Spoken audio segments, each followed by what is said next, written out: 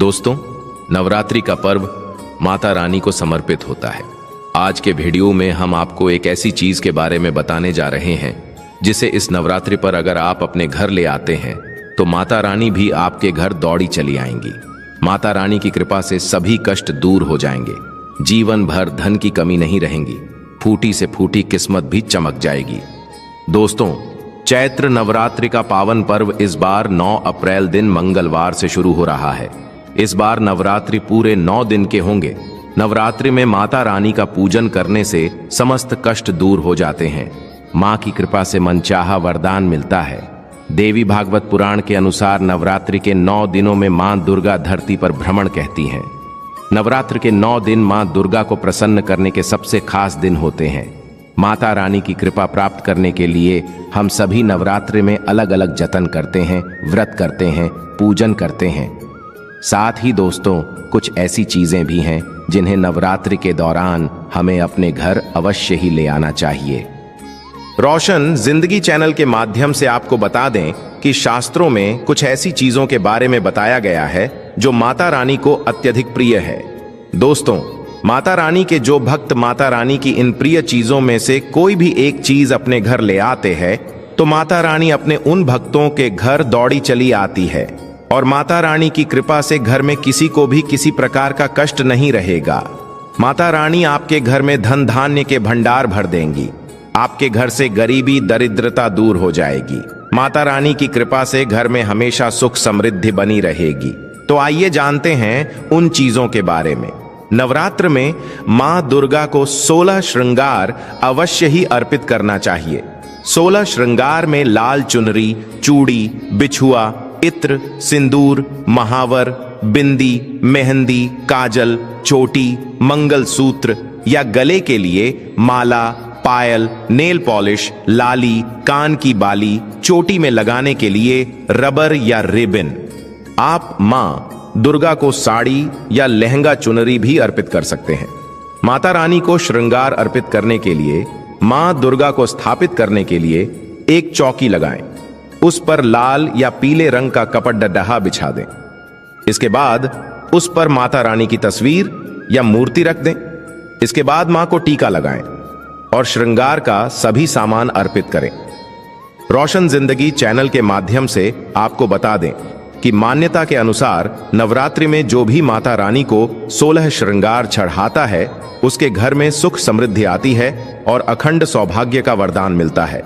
ध्यान रखें कि जो भी महिला माता रानी को 16 श्रृंगार का सामान अर्पित करें उन्हें खुद भी 16 श्रृंगार करना चाहिए। ऐसा करने से मां जल्द ही प्रसन्न हो जाती है और अखंड सौभाग्य का वरदान देती है। नवरात्र के बाद आप 16 श्रृंगार का सामान या तो सुहागन ब्राह्मणी या किसी गरीब महिला को दान में दे सकते हैं, या आप खुद भी माता रानी के प्रसाद के रूप में इन सामग्रियों का इस्तेमाल कर सकते हैं। नवरात्रि के दौरान सोने या चांदी का सिक्का लाना भी बहुत शुभ माना जाता है।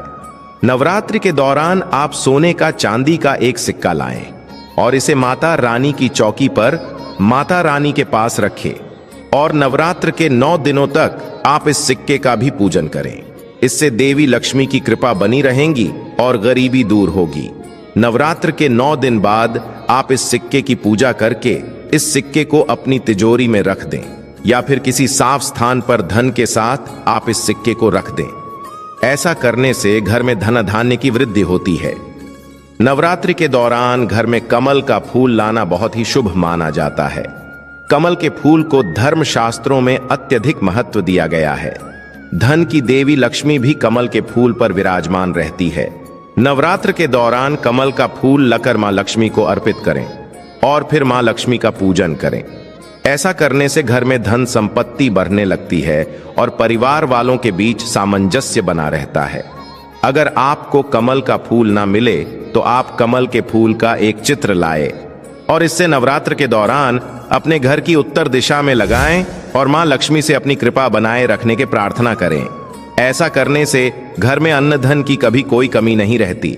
आगे बढ़ने से पहले आपसे रिक्वेस्ट करते हैं कि वीडियो को लाइक जरूर करिएगा, दोस्तों को शेयर कर दीजिएगा और अगर आपने अभी तक चैनल को सब्सक्राइब नहीं किया है तो चैनल को सब्सक्राइब करके बेल आइकन जरूर दबाइएगा। नवरात्रि के दौरान दक्षिणावर्ती शंख को भी घर में लाकर स्थापित करना बहुत ही शुभ माना जाता है। वामावर्ती शंख का पेट बाईं तरफ खुला हुआ होता है, जबकि दक्षिणावर्ती शंख का मुख दाईं तरफ खुला हुआ होता है।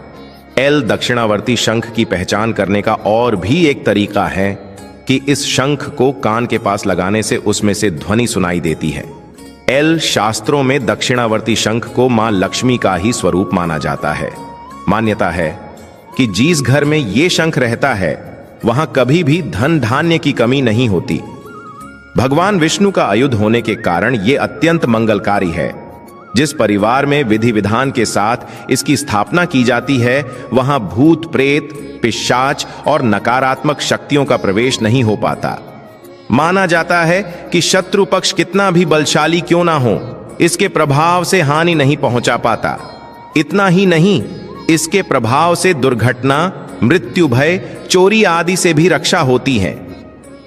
शास्त्रों में लक्ष्मी जी को प्राप्त करने के लिए और उन्हें स्थायी रूप से निवास देने का एकमात्र प्रयोग दक्षिणावर्ती शंख ही है। इसके प्रयोग से आर्ण, दरिद्रता, रोग आदि मिट जाते हैं और सब प्रकार से संपन्नता आने लगती है। दक्षिणावर्ती शंख के लाभ अद्वितीय है। रोशन जिंदगी चैनल के माध्यम से आपको बता दें कि नवरात्रि में माता रानी की पूजा में कौड़ी का इस्तेमाल अवश्य ही करना चाहिए। धर्म ग्रंथों के अनुसार लक्ष्मी जी समुद्र से उत्पन्न हुई है और कौड़ी की समुद्र से ही निकली है। कौड़ी को मां लक्ष्मी की सगी बहन माना जाता है। कौड़ी में धन को आकर्षित करने का स्वाभाविक गुण होता है। नवरात्र में 7 कौड़ियां लाए और उन्हें हल्दी से पीले रंग का रंग दे। अब इन कौड़ियों को माता रानी के पास चौकी पर रख दें। नवरात्रि के पूरे 9 दिनों तक आप माता रानी का पूजन करने के बाद इन कौड़ियों का भी पूजन करें। कौड़ियों पर रोज हल्दी और कुमकुम से तिलक करें और अक्षत पुष्प अर्पित करें। फिर नवरात्रि के 9वें दिन कन्या पूजन के बाद आप इन कौड़ियों को लाल कपड़े में बांधकर अपने धन रखने के स्थान पर रख दें। ऐसा करने से धन में दिन दुगनी रात चौगुनी बढ़ोतरी होगी। कौड़ी को धारण करने से बुरी नजर और संकटों से भी रक्षा होती है।